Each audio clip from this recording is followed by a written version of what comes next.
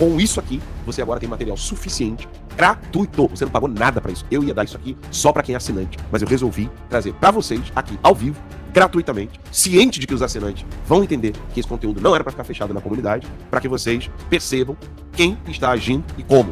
De novo, não analise o que se fala, analise comportamento, o timing. Aqui, ó, eu coloquei pra vocês. Analise o comportamento, o timing e os incentivos. Quem está incentivando a pessoa, como está incentivando essa pessoa. E aí, com isso, você em casa vai tirar suas conclusões. Você criticar o Alexandre de Moraes abertamente só atrapalha. Você vai domesticando, vai fazendo com que a oposição fique quietinha na dela ali. E aí, ocorre um efeito muito curioso. A pessoa que diz pra você, Alan, não ataca o Alexandre de Moraes, ela não vai criticar o Alexandre de Moraes, e o dia que você expor que essa pessoa está trabalhando contra o líder, ela vai dizer tudo que ela poderia dizer sobre Alexandre de Moraes, mas sobre você. Ou seja, ela tem toda a coragem do mundo para destruir a sua vida, falar horrores de você, mas ela não pode falar a mesma coisa do Alexandre de Moraes. O verdadeiro tirano, o verdadeiro torturador, passa ileso nas análises, nos vídeos, nas publicações, nos pronunciamentos. E quem tá gritando contra o tirano e contra as pessoas que estão colaborando com o tirano, essa pessoa vira vilã. É uma inversão completa. E aí você vai lá, aí ele pegou a live nossa aqui, ó. Isso aqui é a live da gente. A gente tá ao vivo aqui. E aí ele foi lá e publicou. Vai falar aí da merda que o Dudu fez? Qual foi a merda que o Eduardo fez? Nenhuma. Agora, vamos entender bem, pessoal. Preste muita atenção nisso que eu tenho a dizer pra vocês. Vamos entender bem o que é esse pessoal que pega algo que não é verdadeiro, diz que é verdade, ou muitas das vezes exagera em defeitos ou imperfeições. Eu preparei aqui, Ramais, um dossiê, na verdade, como se fosse uma aula detalhada para explicar uma anatomia da canalice. O Yuri Bezmenov, comenta aí se você já ouviu falar em Yuri Bezmenov. Eu quero ficar de olho aqui no chat, Ramais. Comentem aí se vocês sabem quem é Yuri Bezmenov. Yuri Bezmenov, ele era, né, faleceu, ex-agente da KGB, e ele descreveu com detalhes uma tática chamada controle da oposição. O que é controlar a oposição? Por quê? Chega uma hora que um grupo político ele fica tão coeso, que é impossível derrubá-lo de fora. Você lembra, Ramais? Tinha alguma coisa, alguma acusação que contra Bolsonaro ela tivesse êxito em 2018, Ramais? Bolsonaro homofóbico, Bolsonaro racista, Bolsonaro fascista, Bolsonaro antidemocrático. Alguma coisa colava em Bolsonaro em 2018, Ramais? Não, lógico que não. Nada, né? Nada. E aí ele elege-se após a facada e ele fica cada vez mais forte. E aí nós deixamos de ter o PT como inimigo e quem é que veio da facada política em Bolsonaro? Gente, eu não sei se vocês em casa sabem, o Ramais é do Rio de Janeiro. Um dos melhores prefeitos do Rio de Janeiro foi o César Maia. Tô exagerando? Tô mentindo? Foi um bom prefeito. O César Maia teve algumas políticas muito boas. O Favela Bairro é do César Maia. Foi reconhecido. Se tivesse dado continuidade e não fizesse politicagem depois, era um grande projeto. Aí ele era do PFL. O PFL é uma continuação dos partidos liberais de direita que nós tínhamos no Brasil, que depois virou o DEM. Não era de esquerda, tá? Não era de esquerda. Não permitia que nenhum tipo de pauta abortista ganhasse espaço no Rio de Janeiro. Eu sou testemunho, porque um dos maiores, um dos ícones da luta contra o aborto e contra a ideologia de gênero, e contra todas as agendas woke, agendas que a gente chama de cultura da morte, né? É o Carlos Dias e o Mário Dias de Oliveira, que é meu amigo. Carlos Dias, que fazia parte da bancada do Terça Livre lá em Brasília. Tomei gripado, tá, gente? E o Mário Dias, que trabalhou ali perto. Eles trabalhavam muito antes de eu começar a fazer esse trabalho, porque eu ainda estava na vida religiosa, quando eu ouvi falar do trabalho deles lá no Rio de Janeiro. E aí, quando você percebe, o filho do César Maia é quem começa a perseguir e ir atrás do Bolsonaro e de seus apoiadores. E o mais bizarro, você sabe quem? Que era o presidente da Câmara dos Deputados, que destruiu realmente, quis sabotar o governo Bolsonaro. Ramais, você sabe quem postou pela primeira vez no X que a embaixada da China estava preocupada com o Bolsonaro? Você sabe? César Maia. Eu me lembro disso como se fosse hoje. Então, você começa a perceber que a tática de não usar um petista, assim como Alexandre de Moraes, que não era petista, quem abriu o inquérito das fake news? Dias Toffoli, PT. E aí quem ele colocou como relator? Alexandre de Moraes. Você usar alguém que não faz parte publicamente da esquerda é uma tática muito conhecida para quem estuda a estratégia e táticas de guerra de quinta geração comunista. Aí alguém poderia dizer, mas eles eram de esquerda. O que eu tô querendo dizer é o seguinte, às vezes você não tem o rosto do cara, a face dele, como símbolo da esquerda. E ele vai lá e vai falar exatamente tudo que a esquerda queria. Para isso, Ramais, eu fiz uma apresentação detalhada da anatomia da subversão, que são medidas ativas, onde a KGB utilizava engenharia do ego político para poder controlar a oposição. Prestem muita atenção, porque essa análise forense, esse dossiê que eu fiz aqui para vocês, ele não fala sobre X ou Y, não fala sobre a pessoa A ou sobre a pessoa B. É análise de comportamento. Prestem muita atenção. Isso aqui é análise de comportamento.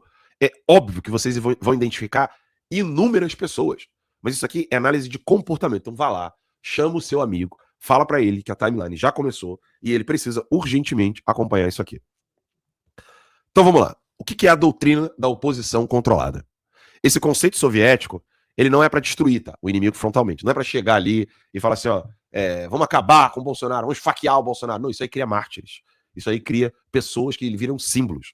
A doutrina da oposição controlada, ela não é isso. O objetivo aqui é diferente, gente. É moldar o ambiente político para que qualquer oposição real se tornasse inofensiva, previsível ou fragmentada. Então vamos lá. Quais são essas medidas ativas?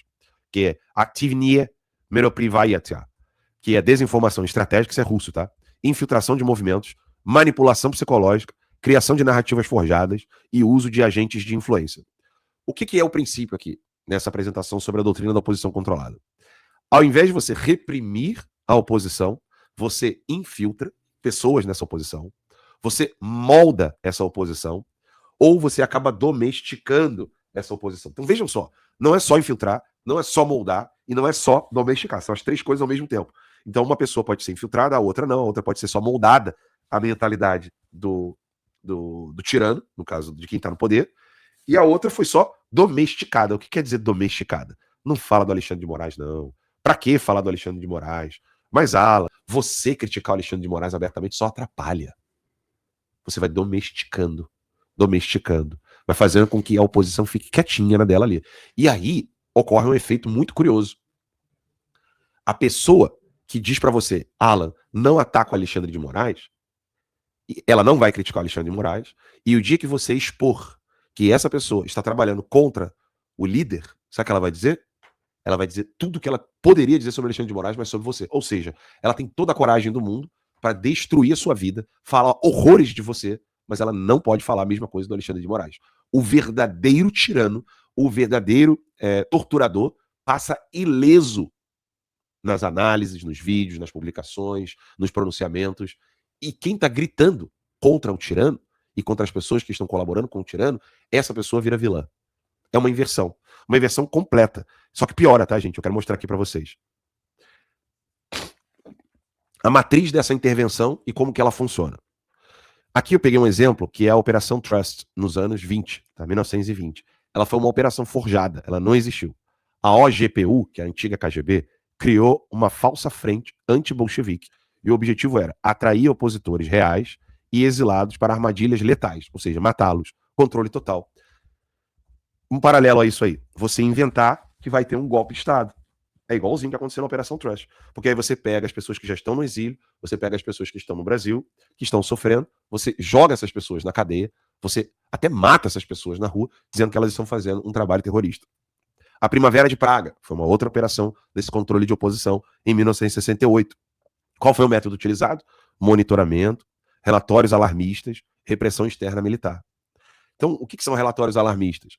Eles estão matando todo mundo, nós precisamos recuperar o nosso trabalho revolucionário. E aí você finge que está tendo alguma coisa grave, urgente, igual perfis aí no X que ficam botando urgente em tudo, mas na verdade não tem nada. E o objetivo é, não houve criação de facções decisivas, foi uma decisão geopolítica frontal. Movimentos antinucleares da década de 70 e 80. Aqui já é um pouco de oposição autêntica infiltrada. Então eu trouxe 3 casos de oposição forjada, um caso de oposição real reprimida, né, quando você exagera o que está sendo feito, e uma outra que é uma oposição autêntica, mas só que infiltrada. O método foi financiamento e amplificação de campanhas anti-OTAN por organizações de fachada.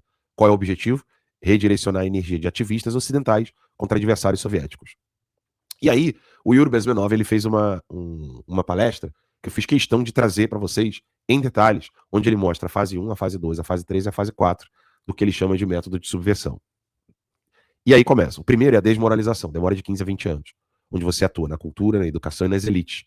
O objetivo é mudar os critérios pelos quais a sociedade julga os fatos. A desestabilização, fase 2, dura de 2 a 5 anos. é onde você mexe na economia, na política, na segurança. O objetivo, amplificar conflitos e rachaduras já existentes. A fase 3, a crise, colapso rápido de confiança e instabilidade institucional severa. Até chegar à fase 4, que é a normalização. É a reorganização de uma nova estrutura de poder. Lembrando que, gente, o Bezmenov, ele descreve um fenômeno real, mas o seu modelo, ele não tem documentos da KGB quando ele fala isso. Isso aqui você percebe quando ele fala, você consegue observar isso na realidade, mas ele é a única testemunha disso. E aí, atualização dessa estrutura dita e explicada por Yuri Bezmenov para o controle da oposição, já atualizado nos dias de hoje. A evolução mais letal das medidas ativas, esse é o termo, né? Medidas ativas, não requer mais espiões. Ela é mais eficaz. Explorar o ego humano.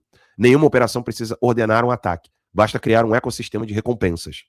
Como é que funciona esse ecossistema de recompensa? Número 1, o gatilho da diferenciação. Você vai crescendo à sombra de um líder. Gera a necessidade narcísica de provar autonomia via discordância. Esse é o ponto 1. A pessoa cresce à sombra de um líder. E aí aquilo ali vai gerar na pessoa uma necessidade narcísica de autonomia por meio da discordância. Eu sou livre. Por que eu não sou livre? Por que eu não posso discordar? Eu ouvia muito isso de algumas pessoas que sempre falavam, né? Mas você vai ficar baixando cabeça pra tudo? A primeira coisa que o Flávio Bolsonaro veio falar comigo, lá no CIPEC, quando ele me abraçou, me cumprimentou, a gente falou do quão maravilhoso está sendo o trabalho dele, e eu critiquei, eu falei assim, que votação de merda aquela do Senado. Aí ele, pô, nem me fala e tal. Ele falou assim, eu achei até que você ia chegar gravando aqui pra gente poder, pra me entrevistar, mas ele sabe que as minhas críticas, elas têm senso das proporções. O que significa o senso das proporções? Você tem o Brasil do narcotráfico, o Brasil do Hamas, o Brasil do Hezbollah, o Brasil da Al-Qaeda, o Brasil das Farc, o Brasil do Comando Vermelho, o Brasil do PCC. Não sei se o Hamas está sabendo, pedaços de corpos humanos na praia, lá no Ceará. Uhum. Pedaços de cabeça, braço, perna, de ser humano, vindo com a onda do mar, lá no Ceará. Com toda a criminalidade que há no mundo inteiro, você acredita que nos Estados Unidos seria permitido algo assim? E se houvesse algo assim, não teriam as medidas de repressão violentas quanto a isso? Essa é a questão. Essa é a questão do paralelo e o Estado devido. Aí o Thiago, Hamas de ala, e a questão da misoginia, não vai comentar? Calma, que tem entrevista do Eduardo só sobre isso. E eu falei sobre isso com o Flávio. Só que o que eu tô querendo fazer aqui é desmascarar exatamente esse tipo de pergunta. Porque é questão de senso de proporções. O cara chegou aqui agora na live, ele é turista, porque nós falamos disso no dia. Tô mentindo? Uhum. Tô mentindo? Que a gente falou no dia isso. Então, assim, turista, seja bem-vindo, turista. A gente falou disso no dia. No dia que aconteceu, nós falamos aqui. Mas aí é bom que ele esteja aqui, o turista, porque agora ele vai ver exatamente o que está acontecendo no Brasil. O gatilho da diferenciação, que é você usar aí o narcisista lá para ele poder criar a tal da autonomia por meio da discordância. Aí depois vem um vício algorítmico. O sistema ensina rápido, concordar gera pouco alcance. Criticar gera explosão de engajamento. Então o cara começa a entender que falar assim, a fala do Flávio é muito boa. Eles têm pouco engajamento. Mas se ele falar, o CIPEC já não é mais isso mesmo, opa, o vídeo dele vai bombar. E aí vem a ilusão da lucidez. O dissidente passa a ser visto como o único corajoso, justificando ataques como virtudes morais. E aí começa a desintegração interna. Grupos humanos se desintegram mais facilmente por conflito interno do que por ataque externo. A inteligência soviética entendeu que destruir um grupo de fora gera coesão e resistência. Como se fossem os mártires, né? Agora, destruir por dentro gera um colapso silencioso e irreversível. Como que isso se dá, tá, gente? Amplificação de imperfeições reais do líder, criação de microfacções disputando legitimidade dentro do grupo, e a erosão da confiança através do ruído moral. Então você cria ruídos internos, você fica amplificando imperfeições, decisões equivocadas do líder, e você fica criando microfacções disputando legitimidade. Não, nós aqui estamos aqui defendendo o Bolsonaro, os outros estão atrapalhando, esses filhos estão atrapalhando. É isso que acontece. Não é, entenda bem o que eu estou querendo dizer aqui. Ao explicar para vocês o que o Yuri Bezmenov explicou, eu não estou dizendo que ao você perceber esses fenômenos na política brasileira, significa que essas pessoas têm contato com a KGB. Não é isso. Tá? Eu só estou dizendo que o Yuri Bezmenov, ele entendeu que é assim que a KGB faz, se utiliza para destruir grupos coesos. O que quer dizer um grupo coeso? Quando um grupo é atacado de fora, cada um vai juntando a mão do outro. Então eles vão se apoiando uns aos outros. Implosão, quando a intriga é interna, ele se desfragmenta. E é exatamente isso o que o Yuri Bezmenov estava denunciando. Tem mais, tá? Eu quero mostrar tudo isso aqui para vocês. E aí, você vai ter agora a jornada da ruptura em 4 fases. A primeira, ascensão por associação. Então o cara começa crescendo nas redes sociais porque ele tira foto com o Bolsonaro. O discípulo cresce validado pelo líder, recebe legitimidade, mas vive de reflexo. Ou seja, ele vive da sombra de quem o elevou. O cara não era ninguém antes, só porque o Bolsonaro ganhou popularidade, e aí o Bolsonaro, ou os filhos, tiram foto com a pessoa e falam, olha, fulano é uma grande liderança do estado tal. E aí ele vai lá e tira foto com o cara. E a pessoa vai ganhando relevância à medida em que está ao lado do líder. Isso pode servir para a igreja, isso pode servir para análise política, análise de empresa. Prestem muita atenção nisso aqui, essas 4 fases. E aí você vai ter a primeira fase, que é por associação. O cara não tem brilho próprio. Ele precisa do outro líder, o líder de verdade, ele não é líder. Ele precisa do líder para poder ganhar relevância. Aí ele vai ganhando relevância. Essa é a fase 1. A fase 2, a formação do ego. Surge o pensamento. Eles me seguem por mim. A gratidão cede espaço à comparação. E aí o cara deixa de ser grato e começa a se comparar com o líder. Fase 3, o ferimento narcísico. Uma correção pública é interpretada como humilhação. O discípulo se sente subestimado. Então, se você apoiou um cara, por exemplo, na candidatura de São Paulo, e o líder falou para você, não faz isso, e você toma correção pública, ele se sente como? Olha lá, você vai deixar ele te tratar igual cachorrinho? Você vai deixar ele te tratar como cão de guarda? Ele só tá te usando. Você cresceu, você tem mais seguidores até que ele.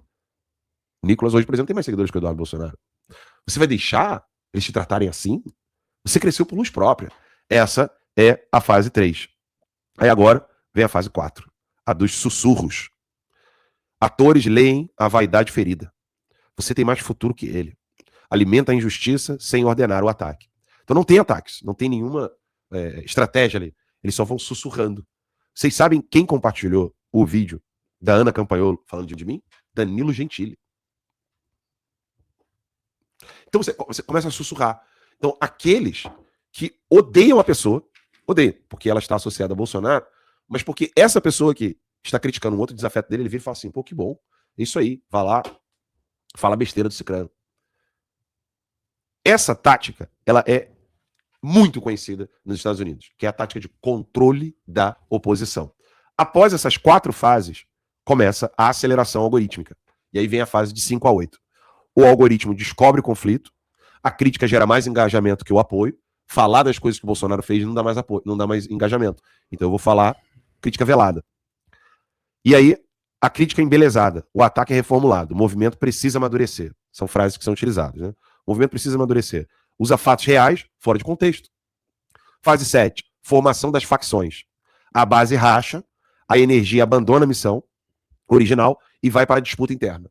Não se fala mais de PCC, não se fala mais de Alexandre de Moraes, não se fala mais de Hezbollah, de grupo de narcotraficante. Não. Fala-se daquele que está ali do seu lado. Aí vem a fase 8, o ex-interno autorizado. O discípulo assume a arma letal. Eu vi por dentro. Usa o capital herdado para enfraquecer o líder e dizer que ele estava tão próximo, tão próximo, tão próximo, que ele é testemunha de tudo aquilo que ele está falando. Aí vem a fase que não tem reversão, que é a irreversibilidade e o descarte, que é a fase 9, da fase 9 a 12. A amplificação por terceiros. Os inimigos originais elogiam o discípulo. Ele pensa ser reconhecido e, na verdade, é apenas usado e instrumentalizado. Fase 10 é a fase irreversível. Sem ponte de retorno, o discípulo radicaliza o passado. O problema sempre esteve lá. Eu vi o problema desde o início e não consegui mudá-lo. Fase 11, o colapso. Colapso da confiança. O grupo original entra em paranoia, confiança vira risco, perda da capacidade de formar quadros, e a fase 12, o descarte do discípulo. Consumado o desgaste, os terceiros, que antes, ali na fase 9, estavam elogiando, porque dessa vez ele entendeu que o líder não é isso tudo, eles o abandonam e o descartam. Consumado o desgaste, os terceiros o abandonam, ele virou apenas uma peça de transição com ego instável. Olha, você pode perceber que isso aconteceu em detalhes com Joyce Hasselman. Foi elogiada pelos esquerdistas. Alexandre Frota. Depois que eles conseguiram o que queriam, suma daqui. Não quero nem saber de você. E aí agora vem a fase final, que aqui é um resumo de como isso estava funcionando. Dinâmica orgânica, quando é apenas ego. Uma mudança gradual, tensões visíveis previamente. A narrativa é contraditória, imperfeita e emocional, e o resultado é conflito real, pontes eventualmente abertas.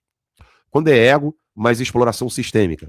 A ruptura gera ganho de audiência instantâneo, começa confusa, mas se organiza com validação externa, sobretudo de inimigos. E aí o resultado é amplificação visível por terceiros interessados. Quando é operação coordenada, o que é raro, raríssimo.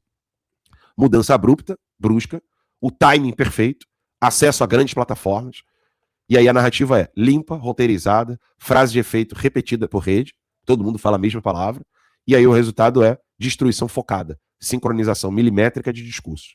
Bem, com isso, você tem a engrenagem dos idiotas úteis. Atores sinceros com informações enviesadas que promovem narrativas de um regime adversário por pura convicção ideológica. O erro analítico é transformar a máxima em qualquer ativista crítico é igual a manipulado pela KGB. Isso é retórica política, não análise. Eu quero deixar isso bem claro aqui. O que nós estamos trazendo aqui para vocês é a manipulação mais eficaz é aquela que o indivíduo tem absoluta certeza de que está agindo por conta própria.